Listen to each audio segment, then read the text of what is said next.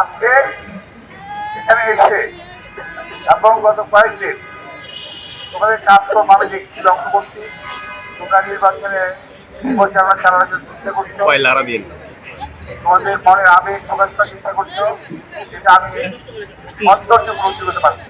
একজন মাঠ প্রতিবন্ধীকে আমরা সমাজের বোঝা হিসেবে দেখতে চাই না। এরা আমাদের সন্তান, এরা আমাদের ভাই, আমাদের আত্মীয়, এরা নয়। সুতরাং তোমাদের দাবি দেওয়াগুলো আমি দেখলাম, আমার এই দাবি দেওয়ার কাগজের কোনো প্রয়োজন নাই। আমি তোমাদের প্রয়োজনটা আমি বুঝতে পারছি। যদি আল্লাহ তাআলা সুযোগ দেন, ইনশাআল্লাহ তোমাদের সমাজে পরিচিত হওয়ার জন্য, তোমাদের জীবনের স্বাচ্ছন্দ্য আনার জন্য আমাদের যা করা দরকার, একজন মানুষ হিসেবে উপলব্ধি করে ইনশাআল্লাহ নির্বাচনের পর আমরা সেই ব্যবস্থা শুরু করবো ইনশাআল্লাহ। এতে তোমাদের হবে না, তোমাদের আরো অনেক প্রয়োজন আছে, যেগুলো লিখতে পারো না। এ পর্যন্ত আমরা থাকি, তোমাদের পর্যন্ত আমরা বুঝতে পারি। আবার তোমাদের কষ্টটা আমি আসলে বুঝতে পারতাম, কিন্তু অন্তর দিয়ে অনুধাবন করতে পারি নাই। আমি খুব দুঃখিত ব্যাপার।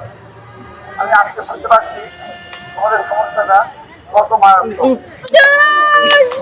অনেক মারাত্মক এই সমস্যা।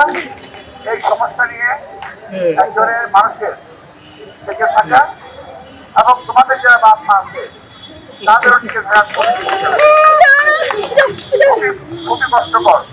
সুতরাং তোমাদেরকে আমরা কখনোই সমাজের বোঝা হিসেবে ভাবতে চাই না। আমরা চাই তোমরা আমাদের সমাজে একজন সম্পদ। আমরা তোমাদেরকে প্রতিটি পরিবারের একজন সম্পদ হিসেবে আমরা গড়ে তুলতে চাই, ইনশাআল্লাহ গড়ে তুলবো। এবং যে কোনো প্রয়োজনে আমি যে কদিন বেঁচে আছি, যে কোনো সময় যে কোনো অবস্থায় আমাকে তোর স্মরণ করবো ইনশাআল্লাহ। আমি যাদের চিকিৎসা করিয়ে এই অসুবিধা থেকে মুক্ত করা সম্ভব। যদি এমন কেউ থাকে তাদেরকে প্রয়োজন পড়লে, যদি সরকারি ভাবে না হয়, আমি ব্যক্তিগতভাবে কাজটা করবো। একজন লোকের একটা বাচ্চার মুখে যদি কথা বলতে পারি, একজন বাচ্চার মুখে যদি হাসি দেখতে পারি, সেটাই আমার জীবনের সার্থকতা হবে।